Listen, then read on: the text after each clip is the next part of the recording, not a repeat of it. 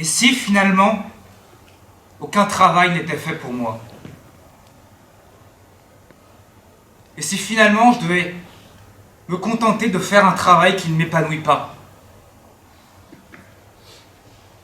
Et si je devais accepter de me lever tous les matins, résigné, à passer les 2 tiers de ma journée à faire un travail qui va à l'encontre de mes convictions les plus profondes? Et si toute ma vie, mon travail ne me faisait pas vivre, mais que c'était seulement pour moi un moyen de survivre?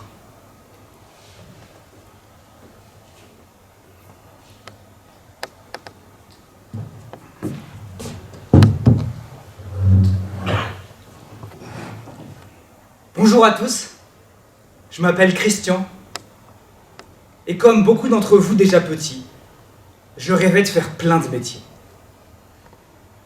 Alpiniste, chevalier, chef. Mais l'orientation, les joies de l'orientation, ça commence vraiment en 3e. En 3e, il faut faire un stage. Et aucun chevalier n'a voulu me prendre. Alors j'ai fait un stage de vétérinaire, qui m'a donné envie de devenir chirurgien.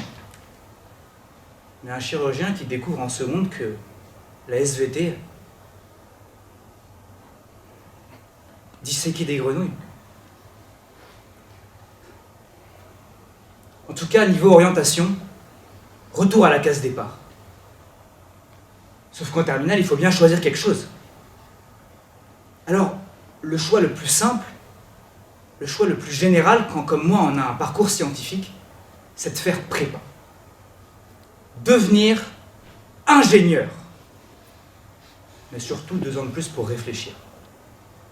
2 ans de plus pour trouver le métier de mes rêves. Sauf qu'en prépa, on réfléchit pas. On travaille. Ouais. On raisonne. Oui. Mais on ne réfléchit pas. En tout cas, pas sur soi. Alors qu'en fin de prépa, il faut choisir à nouveau, choisir une école d'ingénieur. Encore une fois, le choix qui s'impose, c'est le choix le plus général. École centrale. Ingénieur généraliste. Tu sors de prépa, puis 2 ans plus tard, 3 ans plus tard, tu deviens ingénieur en informatique, ingénieur en mécanique, ingénieur en physique, ingénieur en robotique, ingénieur en chimie, ingénieur en biologie, ingénieur en énergie,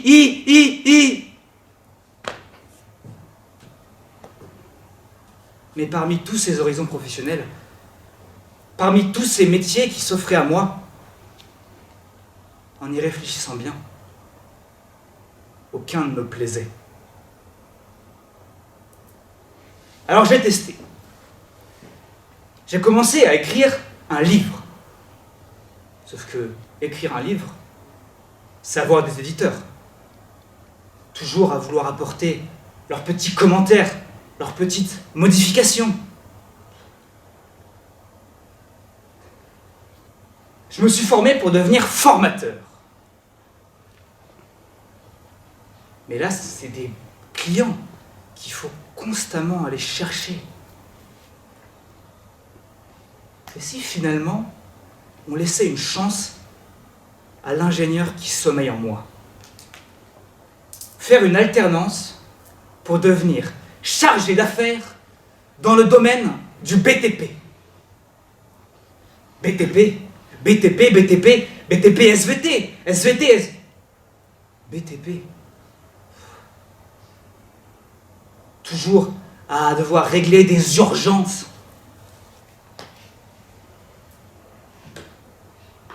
Développeur informatique. C'est bien. Et passer ses journées à bloquer sur des problèmes. Se former au montage vidéo.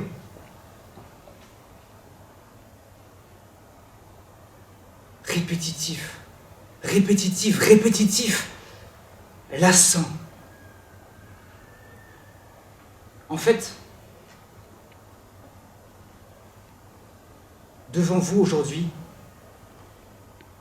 je suis en dernière année d'école d'ingénieur, il faut que je prenne une décision. Pour ma dernière année, j'ai choisi l'option données et décisions économiques et financières.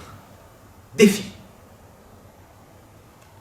Alors peut-être analyste financier, directeur financier, même avec un peu d'ambition. Mais pourquoi toujours cette obsession des chiffres, de la rentabilité économique? En fait, c'est simple. Il y a énormément de métiers qui me plaisent. Beaucoup de métiers me plaisent. 3 mois.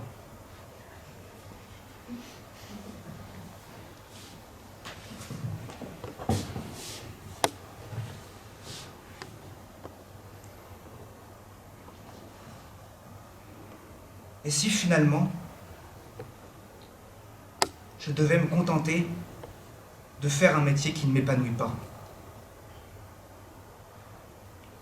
Et si je devais accepter de me lever tous les matins, résigné, à passer les 2/3 de ma journée à faire un travail qui va à l'encontre de mes convictions les plus profondes? Et si toute ma vie, mon travail ne me faisait pas vivre, mais que c'était seulement pour moi un moyen de survivre?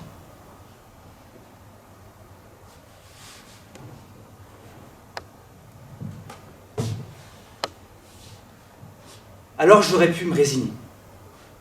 Ou j'aurais pu continuer à chercher un métier dans le grand catalogue des métiers qui existent, avec sûrement le même succès dans mes recherches futures que dans mes recherches passées. Alors ce métier, ce travail de mes rêves, au lieu de le chercher, j'ai décidé de le créer. En fait, mon expérience entrepreneuriale avait commencé 3 ans plus tôt. Ce livre dont je vous ai parlé, c'était ma première expérience d'entrepreneuriat. Créer un outil de formation papier pour réduire les incompréhensions intergénérationnelles. Ça n'a pas marché. Mais c'est pas grave. L'entrepreneuriat, ça mature. Alors qu'en 3 ans plus tard, après 2 ans dans une grosse entreprise du BTP en alternance, je me suis rendu compte que payer chaque jour un ingénieur pour lui faire remplir des tableaux Excel toute la journée, c'était un gros manque à gagner. Je me suis dit que c'était l'opportunité que j'attendais. Celle qui m'offrirait la possibilité non pas de trouver le travail de mes rêves, mais de le créer. 2 ans plus tard, j'ai ressorti tous mes vieux cours que je pensais ne plus jamais utiliser. Et aujourd'hui, je continue mes études d'ingénieur. Je fais un double diplôme à l'AMSE. Tous les jours, j'apprends plein de choses, en économie, en finance par exemple, que je réutilise le soir même pour ma propre entreprise. Et qu'est-ce que je fais dans cette entreprise que j'ai créée? Je passe la moitié de mes journées à démarcher les clients. L'autre moitié à bloquer sur des problèmes techniques, financiers, administratifs.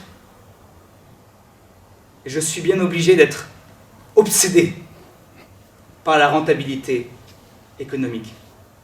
Mais cette fois-ci, ça me plaît.